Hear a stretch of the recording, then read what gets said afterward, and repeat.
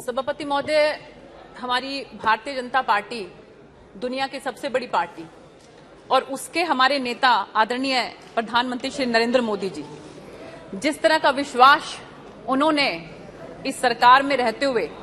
लोगों के अंदर पैदा किया है, न केवल भारतवर्ष के अंदर बल्कि बाहर के देशों के अंदर भी जो विश्वास उनके अंदर व्यक्त हुआ है, उसकी एक बानगी जो पिछले वाला अविश्वास प्रस्ताव आया था 2018 में, जिसका जवाब देते हुए हमारे नेताजी ने यह कहा था कि मैं तो ये कहती हूं कि हमारे जो आदरणीय प्रधानमंत्री जी हैं वो ना केवल बहुत अच्छे विकास पुरुष हैं, ना केवल इस देश को आगे ले जाने वाले हैं, ना केवल उनकी नीति पर कोई किसी तरह का शक है, ना केवल उनकी नीयत पर किसी तरह का कोई शक है, बल्कि वो ऐसे अंतर्यामी भी हैं कि उन्होंने 2018 में ये बात कह दी थी कि ये सब इकट्ठे होकर 2023 के अंदर भी अविश्वास प्रस्ताव लेकर आएंगे। और आज हम वही देख रहे हैं कि ये जो अविश्वास प्रस्ताव ये लोग लेकर आ रहे हैं, भानुमति का कुंडा जो ये बना हुआ है, तो मैं इसके विरोध में आज आप लोगों के समक्ष खड़ी हुई हूं। आदरणीय सभापति महोदय, श्रद्धेय अटल बिहारी वाजपेयी जी का मैं एक जो नो कॉन्फिडेंस उनके खिलाफ आया था, उसमें जब वो अपना जवाब दे रहे थे, मैं वो देख रही थी और सुन रही थी किस तरह से भावनाओं से भरे हुए उन्होंने उस समय में अपना वक्तव्य दिया था। और 1 जून 1996 का उनका जो वक्तव्य है उसके अंदर मैं सुन रही थी सभापति महोदय कि ये विपक्ष के लोग उस समय ये बात कह रहे थे, उस समय श्रद्धेय अटल बिहारी वाजपेयी जी को भी, कि आप मंदिर की बात नहीं करते, आप धारा 370 की बात नहीं करते और आप और तरह की इधर उधर की बातें करते हैं। तब श्रद्धेय अटल बिहारी वाजपेयी जी ने उस समय में यह बात कही थी कि हमारी जो विचारधारा है, जो 1977 के अंदर हमारी विचारधारा थी, वो आज भी है, लेकिन अभी लोकतंत्र को बचाना हमारी प्रायोरिटी है। इसलिए हम राम मंदिर पर अभी बात नहीं कर रहे, अभी हम धारा 370 पर बात नहीं कर रहे, लेकिन मुझे विश्वास है कि एक दिन ऐसा आएगा। उस समय में भी सभापति महोदय सबसे बड़ी पार्टी भारतीय जनता पार्टी थी। उन्होंने कहा था कि लेकिन एक समय ऐसा आएगा कि हम मेजॉरिटी के साथ इस सदन में होंगे और उस समय धारा 370 भी जाएगी और राम मंदिर भी बनेगा। तो आज वो समय है। अभी 6 अगस्त गई है, हमारी आदरणीय सुषमा स्वराज जी, उनकी पुण्यतिथि थी, और आप ये देखिए क्या संयोग कि जो मन में विचार लेकर वो इतने समय तक राजनीति करती रही, केवल कुछ दिन पहले ही 370 धारा हटी और उसके थोड़े से दिनों के बाद 6 अगस्त को जो है उनका देहावसान हो गया। सभापति महोदय,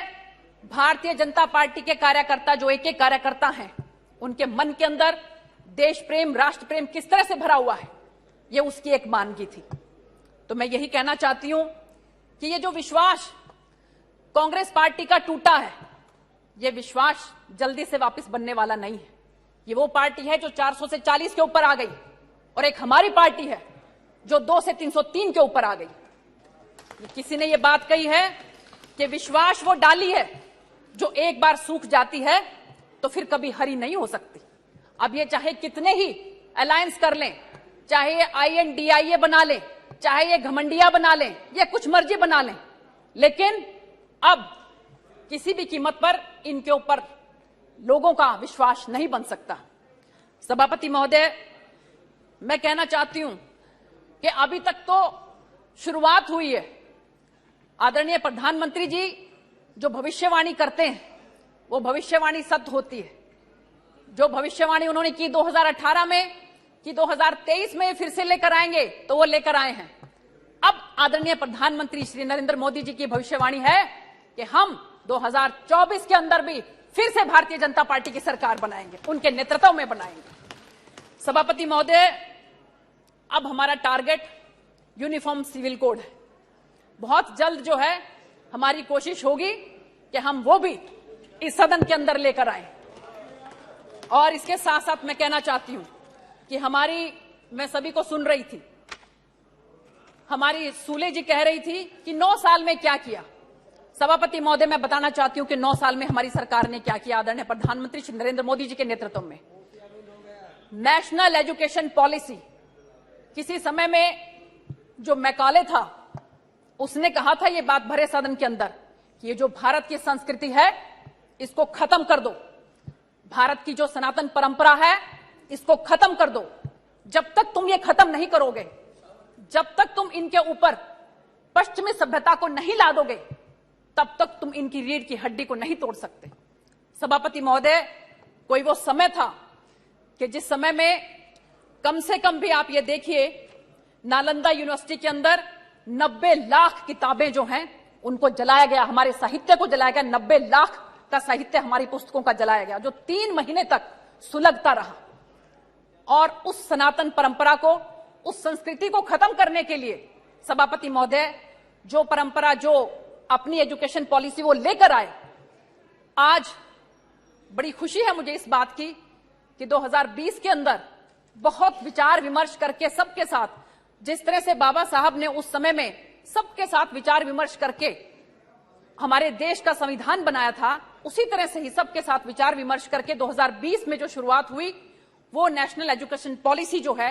वो हमारे देश के अंदर अब आई है। उसी के तहत मैं आपको बताना चाहूंगी कि ये कोशिश है हमारी सरकार की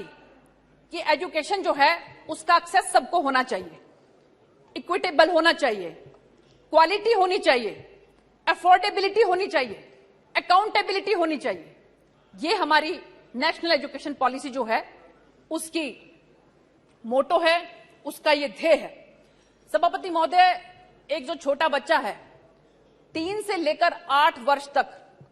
उसकी बुद्धि का तीव्र गति के साथ विकास होता है, ये साइंटिफिकली भी अप्रूव हो चुका है। तो इसलिए हमारी सरकार ने ये कोशिश की है कि हम एक बाल वाटिका इस तरह से बनाएं ताकि 3 से 8 वर्ष के जो बच्चे हैं उनको जादुई पिटारा के नाम से हम उन बच्चों के लिए एजुकेशन जो है वो प्रोवाइड करें, जिसके अंदर खेल खेल में गाना गाकर, डांस करके, पहेलियों से वो बच्चे एजुकेशन प्राप्त करें। मैं अभी थोड़े दिनों पहले एक वीडियो देख रही थी, छोटे छोटे नन्हे नन्हे बच्चे माननीय प्रधानमंत्री जी के चारों तरफ लिपटे हुए थे, मोदी जी मोदी जी मोदी जी करके। मिलियंस ऑफ पीपल ने उनको उस वीडियो को देखा है। सभापति महोदय, अगर आप भी उसको देखें, इतने प्यार से वो बच्चे खेलते खेलते जो है मोदी जी से बात कर रहे थे और बिल्कुल उनको हक किए हुए थे बड़ी जोर से और कह रहे थे कि मोदी जी हम आपके साथ फोटो खिंचाना चाहते हैं, मोदी जी हमने आपको देखा। ये प्यार, ये विश्वास जो 3 से 8 साल तक के बच्चों के अंदर भी माननीय प्रधानमंत्री जी को लेकर है, क्या ये इनका नो कॉन्फिडेंस जो है ये उस विश्वास को डिगा पाएगा? ये भूल कर रहे हैं बहुत बड़ी। माननीय सभापति जी, मैं इसके साथ साथ कहना चाहती हूं कि उन बच्चों के अंदर चिंतन की भावना हो, उन बच्चों के अंदर तर्कशीलता हो, उन बच्चों के अंदर अनुसंधान की भावना हो। इन सब बातों को ध्यान रखते हुए हमारी इस नेशनल एजुकेशन पॉलिसी जो है, इसकी कोशिश है कि इन बच्चों को मातृभाषा के अंदर शिक्षा ग्रहण करवाई जाए। इसलिए सभापति महोदय, मैं आपको बताना चाहूंगी कि इसके साथ साथ दुनिया की सबसे बड़ी शिक्षा पद्धति जो है वो हमारे भारतवर्ष की शिक्षा पद्धति है, जिसके अंदर 14.9 लाख स्कूल हैं, 95 लाख टीचर्स हैं और 26.5 करोड़ सभी वर्ग के, सभी जगह से विद्यार्थी हैं। इसके साथ साथ हमारी कोशिश है कि हम स्किल एजुकेशन जो है इसके अंदर प्रोवाइड कर सकें। सभापति महोदय, इससे पहले जिस तरह की शिक्षा पद्धति रही, बच्चों को किसी भी तरह का कोई कौशल विकास उनके अंदर नहीं हो पाता था। बहुत बार ऐसा होता है कि बच्चे किसी कारणवश अगर 11वीं के बाद 12वीं के बाद शिक्षा छोड़ देते हैं तो कम से कम उनके अंदर किसी न किसी कौशल का विकास तो हो, उनकी रोजी रोटी का कोई साधन तो बने। इस बात को ध्यान में रखते हुए सरकार की तरफ से अब 10+2 तक के बीच में ही जो है कोई ना कोई कौशल विकास उन बच्चों के अंदर जागृत करने की कोशिश की जा रही है। सभापति महोदय, इसके साथ साथ मैं कहना चाहूंगी कि मैंने मेडिकल साइंस से पढ़ाई की है,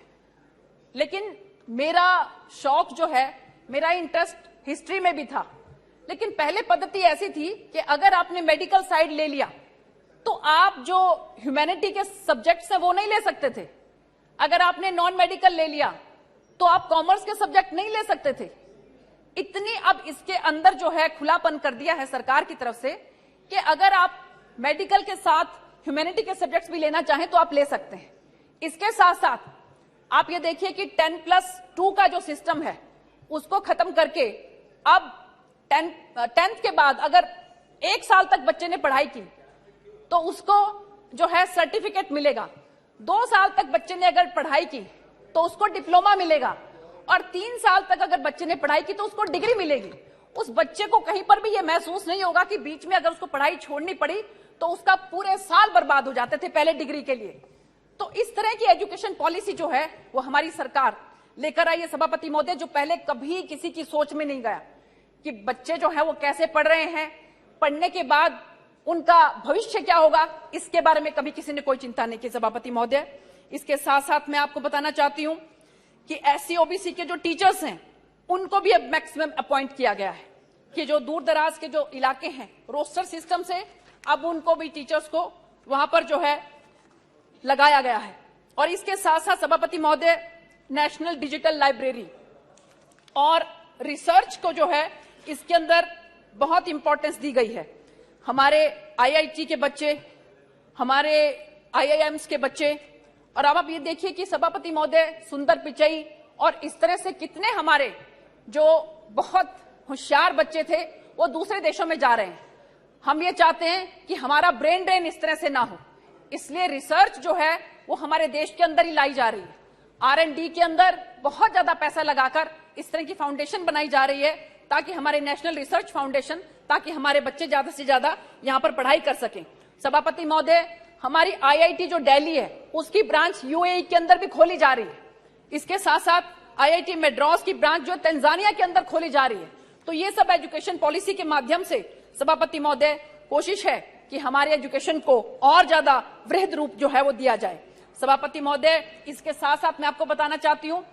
कि सामाजिक न्याय जो डिपार्टमेंट है उसमें SC STs के लिए जो हमारी सरकार ने किया वो आज से पहले कभी किसी ने नहीं किया। सभापति महोदय, प्रधानमंत्री आदर्श ग्राम योजना, उसके तहत आप ये देखिए कि हजारों हजार गांव ऐसे हैं कि जिनके ऊपर पायलट प्रोजेक्ट स्टार्ट करके जो ऐसे जहां पर डोमिनेटिंग थे हमारे SC और ST, उनको जो है आदर्श ग्राम योजना के तहत उनका विकास किया जा रहा है। और इसके साथ साथ सभापति महोदय, मैं आपको बताना चाहती हूं कि अगर हम विश्वास की बात करें तो आप ये देखिए कि 2004 के अंदर हमारे 38 SC और ST के member of parliament Bharatiya Janata party के पास थे। 2004 की बात मैं कर रही हूं, और कांग्रेस के पास केवल 29 थे।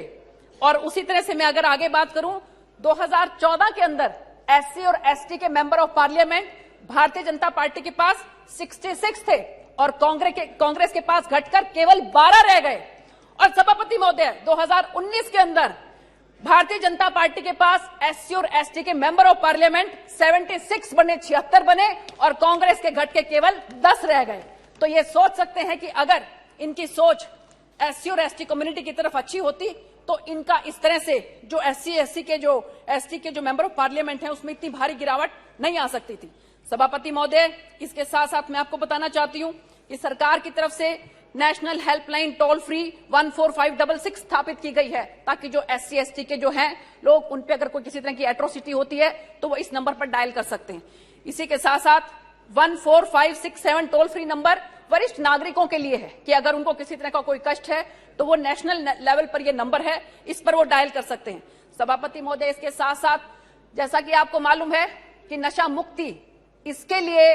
माननीय हमारे केंद्रीय गृह मंत्री अमित भाई शाह जी ने भी जो है स्पेशल डिबेट भी जो है इसमें करवाई थी। और हमारा ये प्रण है कि हमारा देश भारत जो है वो नशा मुक्त होना चाहिए। इसीलिए 372 संवेदनशील जो डिस्ट्रिक्ट घोषित किए गए हैं और उसके अंदर बहुत अच्छे तरीके से नशा मुक्त करने के लिए बहुत सी योजनाएं और बहुत से कार्यक्रम आदरणीय सभापति महोदय उसमें चल रहे हैं। इसके साथ साथ सभापति महोदय, मैं आपको कहना चाहती हूं कि डिजिटल इंडिया कि किस तरह से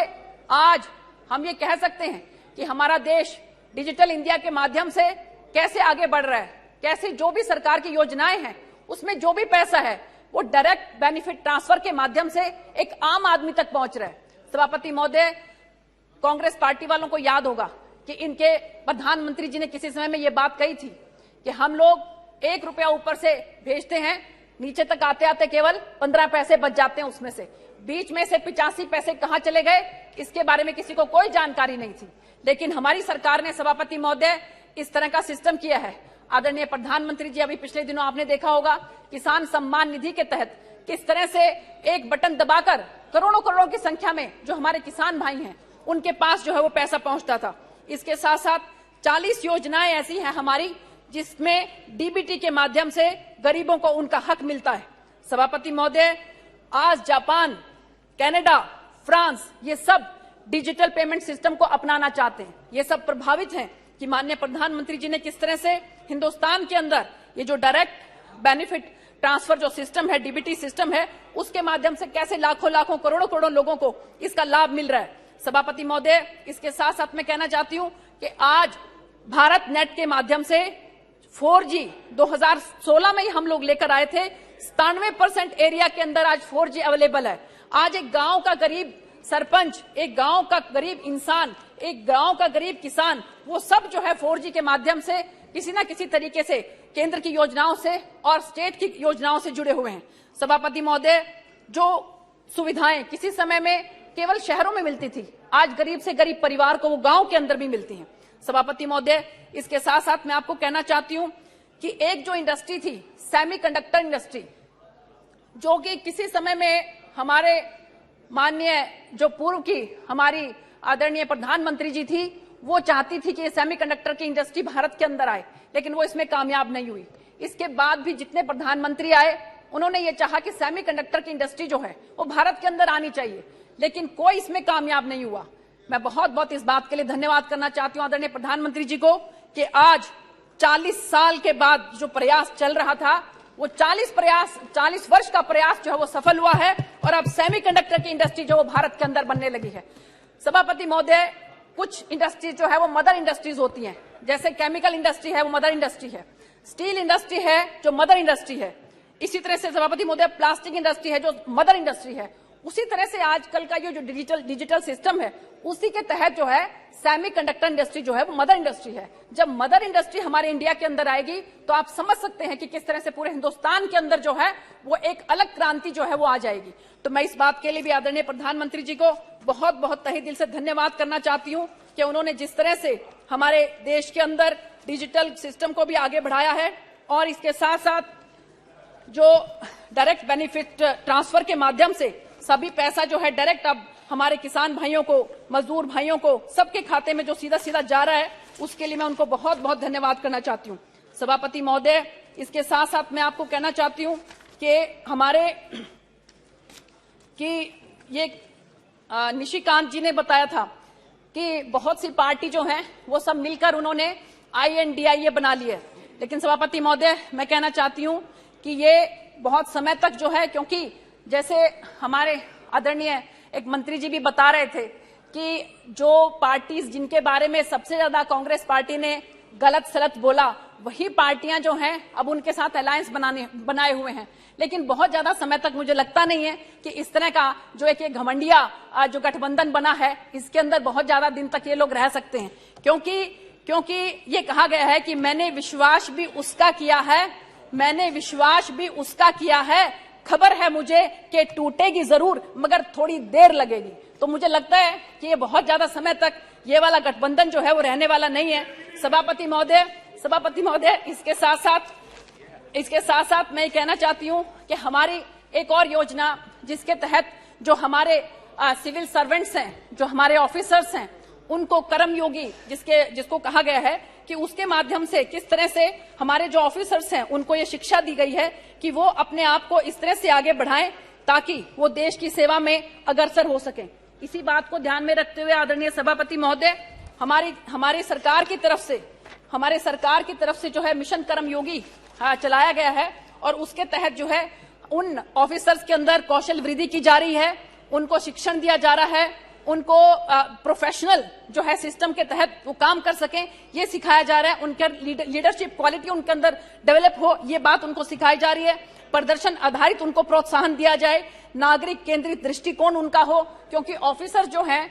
सभापति महोदय मुझे मालूम है कि ट्रेनिंग के बाद वो अपने आप को एक उस लेवल पर समझ लेते हैं कि अपने आप को सोचते हैं कि तुम्हारा नागरिक, आम नागरिक के साथ अब किसी तरह का कोई संबंध नहीं रहा और तुम एक कुर्सी पर बैठ गए, एयर कंडीशनर कमरों में बैठ के अब यहां पर बैठकर तुम पॉलिसी बनाओ। लेकिन माननीय प्रधानमंत्री जी की ये सोच है कि हमारे जो ये इस तरह के ऑफिसर्स हैं उनको कर्मयोगी होना चाहिए, उनके अंदर ये भावना होनी चाहिए कि आप लोग जो अधिकारी बने हो वो आम जनता की भलाई के लिए बने हो। तो ये एक सिस्टम ऐसा चलाया गया है मिशन कर्मयोगी। इस मिशन कर्मयोगी के तहत उनको कई तरह के शिक्षण, कई तरह के प्रशिक्षण जो है वो दिए जाएंगे, जिसमें अंतर विभागीय एक्सपोजर भी उनका होगा। ये नहीं है कि कोई एक ऑफिसर एक डिपार्टमेंट में आ गया तो सारी जिंदगी वो उसी डिपार्टमेंट के अंदर निकाल देगा। सभापति महोदय, इसी के माध्यम से हमारी कोशिश है कि ज्यादा से ज्यादा जो हमारे अधिकारी हैं वो इस चीज को समझें और अपने आप को जो है वो आगे बढ़ाएं। सभापति महोदय, मैं इस बात के लिए बहुत बहुत धन्यवाद करना चाहती हूं प्रधानमंत्री जी का कि उन्होंने जिस तरीके से हमारे देश के अंदर, हमारी आम जन के अंदर जो विश्वास बनाया है, उस विश्वास को मुझे नहीं लगता कि अब किसी भी तरह का कोई जो है वो इसके अंदर किसी भी तरह का कोई ठेस उसको पहुंचा सकता है, क्योंकि विश्वास और प्रेम इन दोनों में एक समानता है सभापति महोदय, कि दोनों में से कोई भी जबरदस्ती पैदा नहीं किया जा सकता। इसीलिए मैंने आपको बताया कि कैसे छोटे छोटे नन्हे नन्हे बच्चे माननीय प्रधानमंत्री जी के चारों तरफ जो है वो इकट्ठा हो गए और उन्होंने जो है प्रधानमंत्री जी को गले से लगाया और कहा कि हम आपके साथ जो है वो फोटो खिंचवाना चाहते हैं। तो सभापति महोदय, इन्हीं सब बातों के साथ मैं जो है इस प्रस्ताव का जो है बहुत तेज गति के साथ, बहुत तीव्र गति के साथ इसका विरोध करती हूं और मैं ये कहना चाहती हूं कि ये चाहे कुछ मर्जी कर लें, लेकिन माननीय प्रधानमंत्री जी का जो विश्वास जनता के ऊपर है और जनता का जो विश्वास माननीय प्रधानमंत्री जी के ऊपर है वो दुनिया की कोई ताकत तोड़ नहीं सकती है। इन्हीं शब्दों के साथ आपका बहुत बहुत धन्यवाद। जय हिंद, जय भारत।